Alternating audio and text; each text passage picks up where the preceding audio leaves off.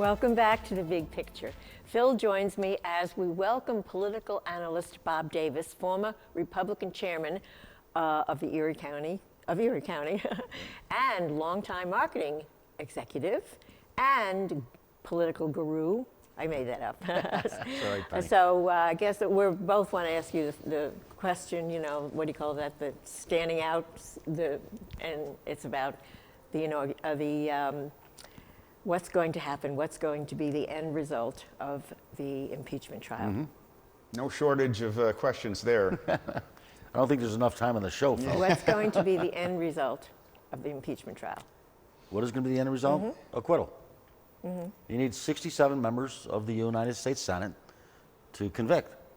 And, you know, the Republicans have a 4-seat majority, and it's never going to get to 67, in my opinion. Is it going to come back and damage the Democrats, or is it going to just dissipate and nothing ever happened? Well, you know, Phil, that's a great question.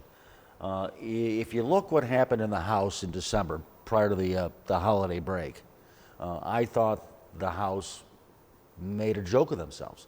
They jammed this thing, they did the secret meetings in the basement of the Capitol for deposition purposes, and, you know, then they came up and did the floor debate with the Judiciary Committee, as well as the Intel Committee, and I just thought they didn't make a case. I mean, this is in December.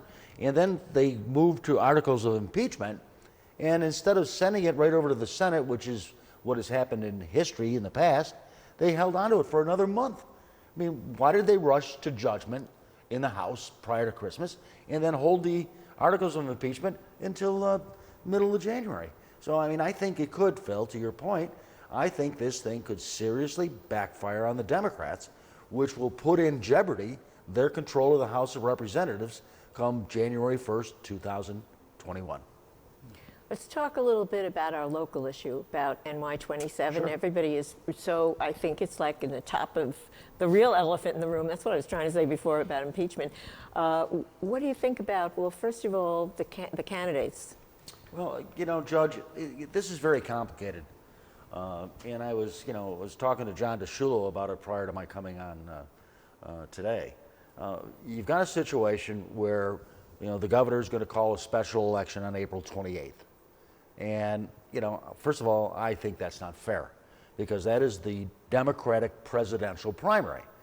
You know, you've got right now, you know, anywhere from 6 to 10 candidates on the Democratic line for president. So you know the enrolled Democrats are going to come out to vote in the presidential primary. There's no other Republican race going on. So people are right when they're saying that It's that not fair. date is going to, okay. It is not I mean, fair. that's been a big And, issue. you know, and Cuomo sets the date. Hello, Democrat. And he sets the date. So now you got the Republicans this past week nominated Chris Jacobs, you know, state senator, very well known in this community. And he's going to be the Republican candidate going against Nate McMurray on the Democratic line on April 28th. Now, here's what gets confusing and very complicated, and it's going to be very difficult for your viewers to follow this, and I'm going to try to make it as easy as I can. While you've got this special election on April 28th, you are going to have petitions on the street prior to that for the November election. So, you know, this week I learned that Stefan Mihailu and Beth Parlato, who both were Republican candidates seeking the nomination for the special election, are going to circulate petitions to qualify for the primary in June. And the winner of the primary moves on to the November election against who I would assume would be McMurray again. But in the meantime, you know, Jacobs could get elected on April 28th, although again, I think the fairness formula with respect to the Democratic presidential primary could make it difficult for Chris. And maybe McMurray wins. So, I mean, I know this is complicated and very difficult to understand, but the thing is, you could have different candidates facing off in November or in the June primary than what happens on April 28th. So, again, I think for the governor to call the special election on April 28th was, frankly, cheating. Well, from his point of view, I mean, that he's capable of doing it. That's Sure within is. his purview. That's the way things work in politics, right? Yeah. Do you blame him? Well, yeah, you know, I will, because obviously I'm partisan. I will, because the seat's been vacant for so long.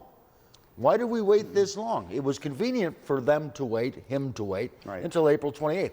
This election could have been held late last year, earlier this year. And now to put it off until April 28th, because there's the Democratic presidential primary, which is going to drive Democratic voters out. Well, put yourself in Cuomo's position in New York State. There will be no accountability. There will be no consequences for him. He is not going to be affected by the voters for doing what he's doing. No. He's not. There's no jeopardy, and it could conceivably help his party nationally for him to have done what he did. Sure. It's a no-lose situation for you him. know, New York 27 is Yeah. the largest Republican overlay congressional That's what they district in say. New York State. So this gives the Democrats, you know, a better chance of winning on April 28th than they perhaps will in November. Since we talked about Democratic candidates in one way or another, what's going to happen? Who do you like, or who do you think is going to be the Democratic candidate? I'm kind of switching back to the presidential election that we talked about.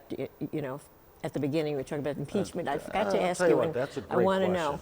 I mean, you know, you're looking at We wanna know. the Iowa polls right now, and Bernie Sanders is ahead, and Biden's running third.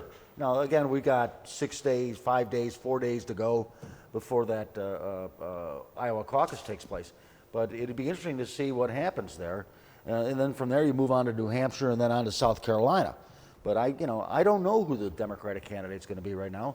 I don't know what the effect of the impeachment hearings are going to have on the Biden name. That could be a big factor. And so, I mean, I'll be honest with you. I think somebody else is going to emerge before the Democratic convention. I really do, because I don't think any of the Democratic candidates are that strong right now. Now, I don't want to get too complicated, but in keeping with the name of the show, I like to look at the big picture. The big picture. And I have a theory, and I want you to comment on this theory. I think that the Democrats nationally know that Trump has improved the economy, the unemployment rate, that he's actually appealed to the minorities, Stock that he's done a market. good job overall.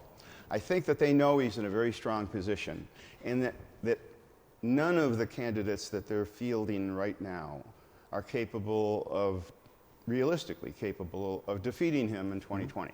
I think that they know that. And I think that they've written off 2020, and all the stuff that they're doing now is political theater. And I think that the reasoning behind it is that they're not so much worried about 2020 because they know they've lost it already, but anybody in the future that's a potential Trump, in other words, an independent who's not a politician, who's not one of the parties, and is considering running in the future, he's got to think about what they're doing to Trump. And he's got to think about what they're doing to his family, his psychic state, and he's got to consider, no, I don't want to go through that. And Or from she. this point Or on, she. from this point on, it's going to be a political Well, operative that's going to be in that position from now on. Phil, that is a great point. I think what we're going through right now is history making.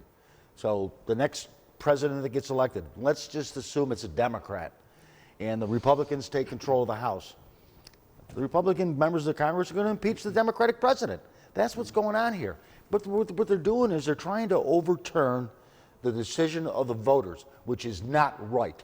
The voters, 63 million Americans voted for Donald Trump, and he became the president of the United States. So what are we going to do? Every cycle that we go through, you got a Democratic president and a Republican House, let's impeach him. You got a Republican president, a Democratic House, let's impeach him. Try to overturn the election? That's not what this democracy is all about. No, it's basically what I'm saying is it's the politicians and the government officials against the voters, because the voters don't want status quo. They want somebody who's independent to change the system. That's why they voted for Obama, because he promised to change the system. That's right. But he didn't. He basically let it go on as it was. It had been going on. Now, Trump promised to do some change, to drain the swamp, to change the system, and he's doing it. He's independent, and the political system doesn't like that. Yeah, it's not adapting to it. You know, and Judge, to your point over the impeachment stuff, I was reading a story online today before I came here to WBBZ, and the ratings, the television ratings for the impeachment hearings that start roughly 1 o'clock in the afternoon, the soap operas are beating the ratings on the impeachment hearings. That's how turned off the American public, the American voter I is heard somebody on saying, this process. bring back The Days of soap Our operas. Lives. I want Days of Our Lives. I heard General that. Hospital. I heard General Hospital. Just a where's my reminder, soap folks, we've opera? got Gunsmoke and a lot of nice westerns during that block. You know, one point Those are to- better than the soap operas, You know, too. to what Phil said before and what you said is applies to me as well. Nobody is going to run for office, any office in the whole country anymore, the way they have to put themselves, no matter what party you are, the way you have to to your put point, yourselves Judge, and your family, it's gonna, everything that's happened, everything that you've done since you Yeah. were in the first grade. When it's you, going to filter down to the local level, the town board, the village board, the mayors. I mean, why do people want to get into this arena called politics That's when what you got social I don't media know. and you Right. got all this Social negativity? media. You know what disappoints me in terms of what Congress is doing. And again, I'll admit my partisanship, but let Congress do what Congress is supposed to do: legislate, create jobs. And what is the Congress, the House of Representatives, done in the last 3 years? All they've wanted to do is take out Trump. Take out Trump. Instead of moving some legislation through, let's get paid for what we're supposed to do instead of trying this circus court, which is what's going on right now. Well, I do feel that what you're saying is true, but what I started to say and what you were saying is nobody is ever going to run for office, or any person, like you said, an independent, a non-politician, an independent person from the private sector. We're always saying, oh, we need someone from the private sector. And you said even locally. Well, who would do that? Who would want everyone looking into the most minor details of their lives and putting it on social media and putting it on Facebook Think and about all? it from your perspective. You know, you were very honored and, a tremendous member of the state Supreme Court. Would you want, as a candidate today, to be running? No, Given no. the social media atmosphere and all that? I couldn't because So how are you going to attract good people? I was really bad in geography, and I'm and I'm a bad driver. I told everyone, and you ran in 8 cook. counties. Well, I've said it a number of times on this show, and I will repeat it now. Anybody who's a voter out there, when you listen to people talking about candidates, always, if you hear somebody attacking a candidate personally, character-wise, No good. always look at why they're doing that, because if they're not talking about issues, there's something wrong. If they're attacking somebody character-wise, if they're not talking about what they would do policy-wise when they get into office, be very, very aware, very, very careful, because there's something wrong there. There's no room for If personal only. attacks. No, and that's what it's turned into. That's unfortunate, and the voters are all too susceptible to falling into that trick. They say, oh, he's a bad guy, I'm not going to vote for him. Yeah, don't go into the personal attacks. If you want to criticize your opponent based on their voting record or on certain issues that they may be opposite of what you're on, go ahead. That's fair game. Absolutely, we But all agree when on it gets that. down to personal attacks, there's no room in that. Thank you so There's no much, room in Bob. that. Thank you so much for joining Thank us you, with Judge. your Thank you. insight. And Thank you, Phil, Phil. Yep. welcome back to the big picture, Phil. And we're so glad to have you. And thanks for your perspective as well. And thanks, everybody, for watching The Big Picture, and especially for watching WBBZ.